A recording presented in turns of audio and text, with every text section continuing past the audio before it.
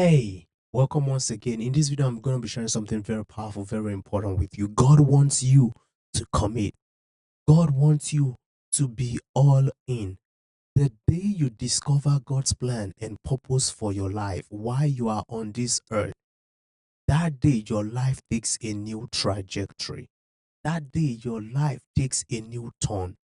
But apart from getting to understand what that vision is, apart from seeing that picture of this is what God wants me to do with my life, there's a second component that changes your life. It is full commitment, consecration, dedication, full commitment. When you say, I am all in this plan and purpose of God for my life, guess what happens? You become unstoppable.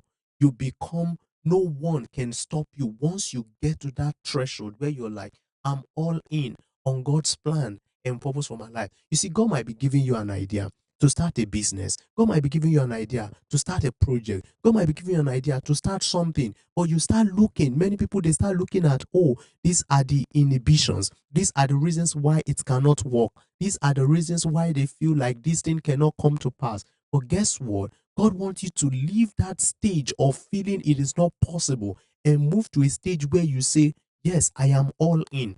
God says it, I believe it, and that settles it. I'm going to be all in on God's plan and purpose for my life. I was so inspired yesterday watching the documentary of John D. Rockefeller with my wife. And as we're looking at this documentary, we saw a man who was born in abject poverty.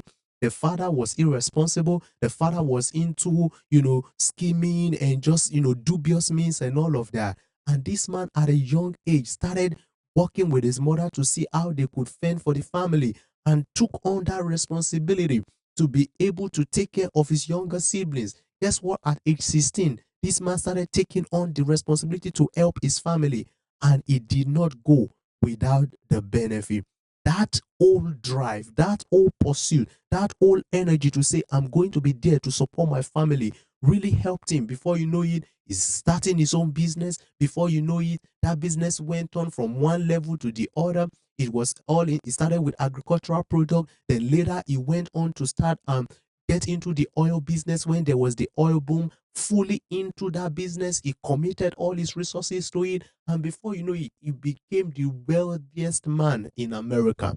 Let me tell you something, my friend. God wants you to be fully committed to his plan, to his purpose for your life. You might be looking at yourself from your current predicament, from your current situation, and think that because of the different issues going on in your family, because of the different challenges you are currently facing, and that just clouds your judgment of what you think God is having as plans for your life. And you are making yourself feel like, I cannot start that business, or I cannot start that relationship, or I cannot start that thing that God wants you to venture into. As you are preparing for the new year, as you are getting yourself ready for 2025, my advice for you is that God wants you to be fully committed. God wants you to be all in. God wants you to put your heart, your mind, your soul into his program and his plan for your life. If you have a job, God wants you to be fully committed to that job, that I want to be the best employer in this job. You're not doing it for any man. Anything you're doing it for the glory of God, for the purpose of God, for the plan of God, for your life. And before you know it, you become the best, because many people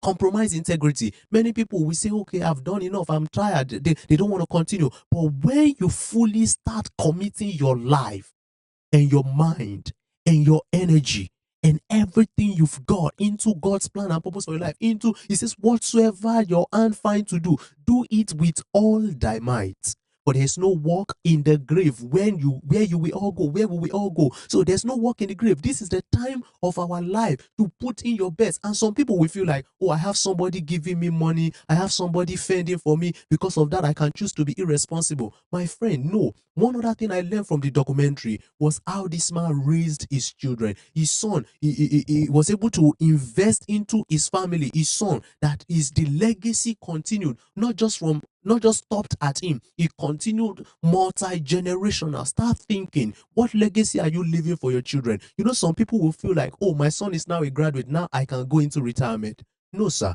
What are you leaving as a legacy? It's not just, oh, my son has done this now, so I can now go and rest. No. What are you leaving as a legacy, as a parent? Even if all you can do is I'm going to invest hours of prayer, if all you can do is I'm going to invest hours of resources that I have for my son, just always be thinking, what can I give? Many people always think of, oh, is what can I get? What can I get? No, start thinking. That is the way you start entering into this level of full-on commitment. Stop thinking of what can I get from somebody? What can they give me? Start thinking of what can I give to them. As a parent, what are you giving to your children?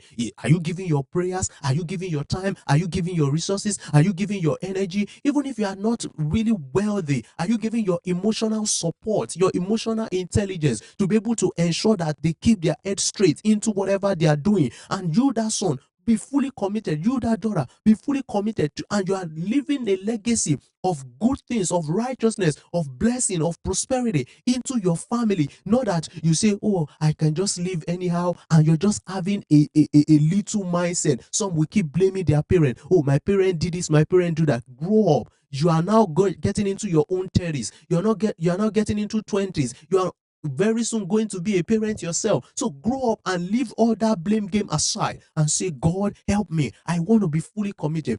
Spiritually, God wants you to commit. Why? Because what shall it profit you if you gain the whole world, if you have all the money in the world and lose your soul? God wants you to commit spiritually to say, no, I cannot just continue in spiritual mediocrity. I cannot just continue in lukewarmness. I cannot just continue to just be a up and down Christian. I want to be fully committed to God, to grow my faith, to be a man of prayer in my house. I saw a post sometime recently of husband who leave the priesthood of their home to the wife. They say, you know what? I want to marry a prayerful wife so that they can be sitting down and be watching soccer, so that they can be sitting down and be playing around.